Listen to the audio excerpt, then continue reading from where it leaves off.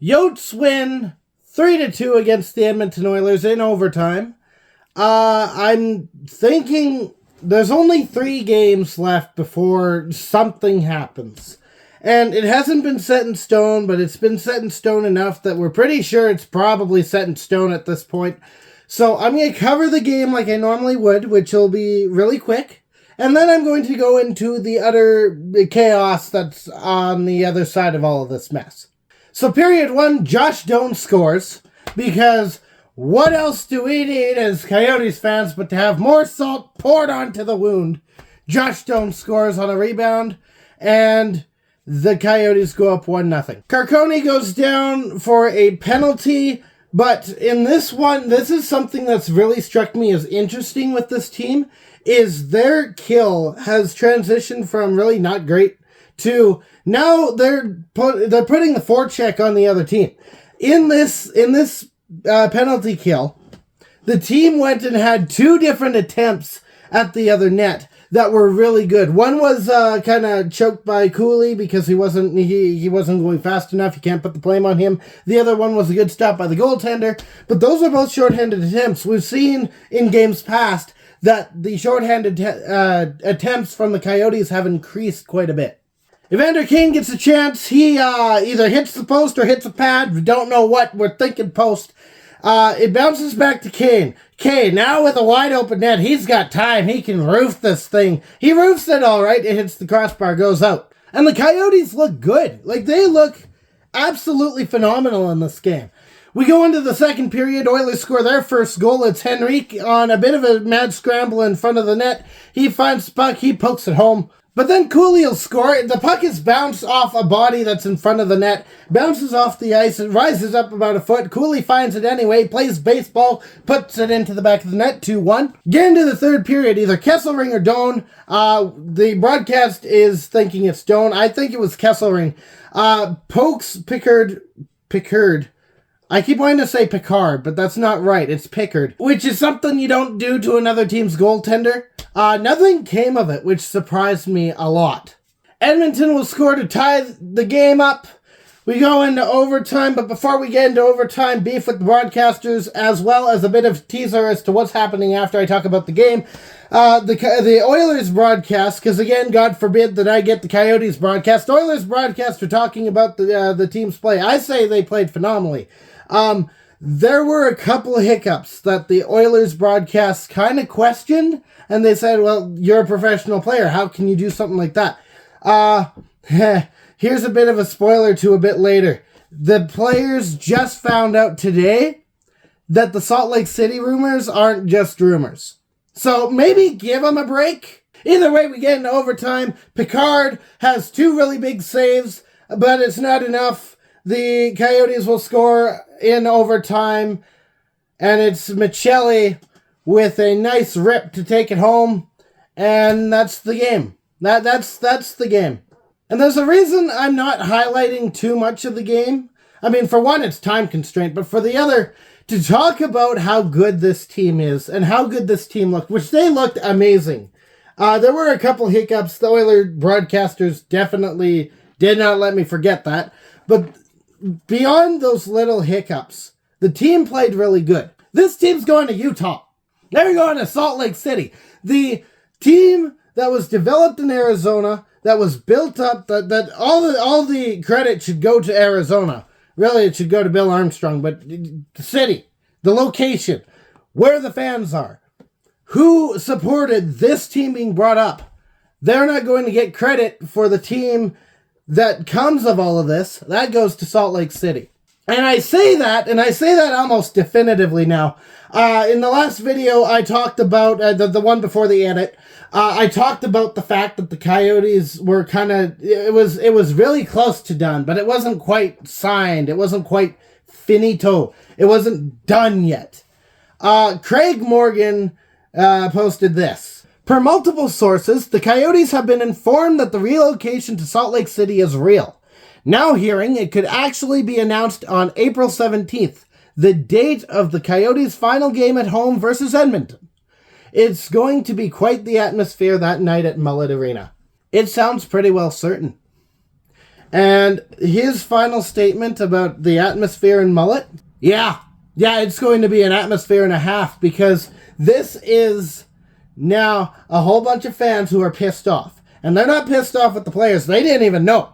The GM, I don't think he knew until recently, and he might have been on a gag order. We don't know what's going on there. I can't English. It's going great. How are you? But everyone's pissed off with Morello.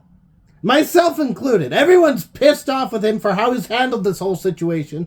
How it's been handled on the Twitter account. It's not great. It was not great. Now they're deleting tweets. They went from posting all these things in poor taste to now deleting them, which almost kind of feels worse, because at the very least, just own up to your mistakes. Don't try and erase it. Come out and say something. Come out and say you're sorry. Come out and say whatever. Just PR repairs have to happen now, or else it doesn't matter what you do at the land auction. It doesn't matter if you find a way to hold the team in Arizona. No one's going to support you. And that's, I think, what's going to happen at this last Mullet game, is there's going to be a whole bunch of people there to support the players and to tell off Morello. And that's going to be really interesting to watch. Now let's talk about Morello for a second. The NHL News Twitter account put this out. Looks like the Coyotes ownership planned on keeping the relocation hidden from the players and staff, and only met with the team today because the story got leaked to the media and the team found out from said media. With Elliot Friedman adding, with players and staff demanding answers after reports of the potential move, Coyotes GM Bill Armstrong flew to Alberta after attending the Frozen Four semifinals Thursday in Minnesota. He declined to comment, but those sources indicated he came clean about the move and told everyone there would be arrangements to visit Salt Lake City. So not only can the GM not come out and apologize for some reason, I don't know what stick he's got up his ass that he can't come out and say anything, but he doesn't even have the balls to go and face the team and say it. He has to send someone else. An anonymous user on Facebook posted this: "I sure as shit want to win. Alex Morello. Does not apply to winning elections, auctions, PR battles, short-term lease deals with Glendale, and the hearts and minds of Coyotes fans." I know I'm beating a dead horse here, and I love this team. I do. Otherwise, I wouldn't be wearing this jersey. I wouldn't have cheered for them. I love the team. I love the players. I love the coaching staff. That's all good. The ownership, no, the ownership, I'm sick and tired of. Like that post said, winning the elections. I want to know how bad it was that the Coyotes lost in Tempe to a landfill. I'm not there. I don't know what's going on, but they lost to a landfill. I don't know how that ended up happening. The auction, we don't even know what's going to come of that, because it doesn't sound like we're even going to be given that opportunity. PR battles is its own story. There's a theory, and I think it's been confirmed. I could be wrong. It might just be an inside joke with the Coyotes that the owner's son is the head of the Coyotes Twitter account. And if so, hey, that's a familial connection. Maybe if we rile up his gears, it'll go on to the owner. I doubt it. Don't do it. He's got a job to do. But someone who has been telling him what to post has really no idea how just the social media situation works, like, period. Because they go from, like, last week, they go from we are absolutely staying in Arizona to nothing, literal silence when the media blows up saying, hey, Arizona's not staying in Arizona. They post these really, really dry, like, they're poor taste. I don't think they're dry, but they're in poor taste. These posts about how they're committed to keeping the hockey in Arizona, and they're blocking out the noise, which just happens to be their own fans. And then they go and delete it. Today they ended up going back and they deleted it. They usually follow through with the game, like they'll have game graphics like who scored and what the score was at the end of it. At the end of the game, if they win, they have some fun with it. And this one, it was just, they showcased Doan and then nothing, and then after the game it was final, 3-2.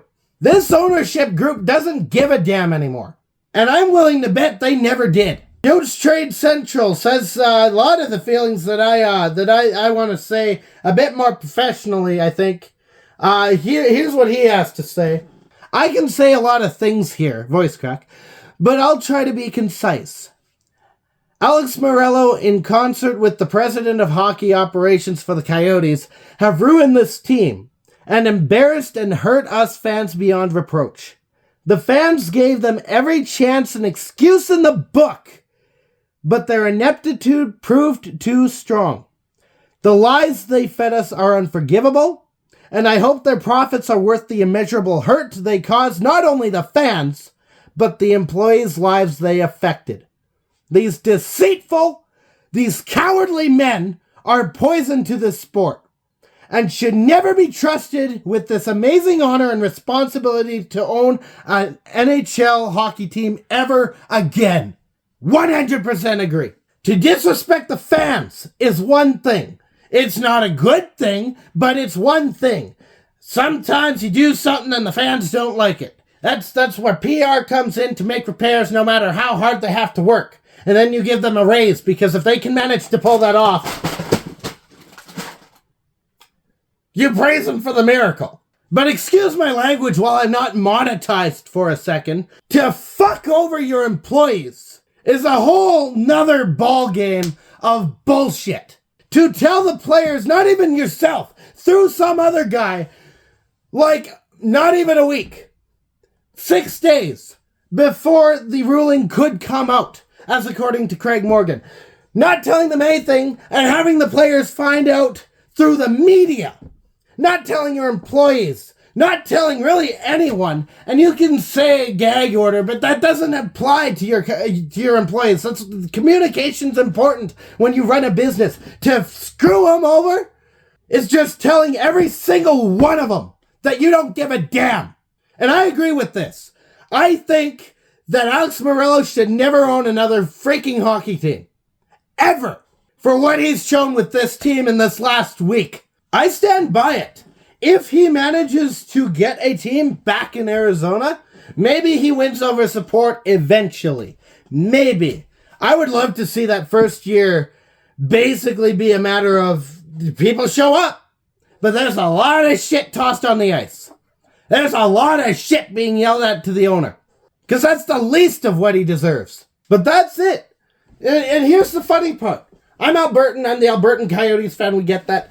This comes out basically the day that they play Vancouver. And I have to sit on it throughout their 3-game stretch where they play Edmonton, Alberta, Calgary, Alberta, and then back to Edmonton, but in Arizona, with an Albertan team. I have to sit through that knowing that they're playing against the options that I've got. But I'll be back for the Calgary one. I'll be back for that. We'll see what develops. Maybe I'll actually get to talk about the game. Maybe. So in the meantime, stay howling and go players.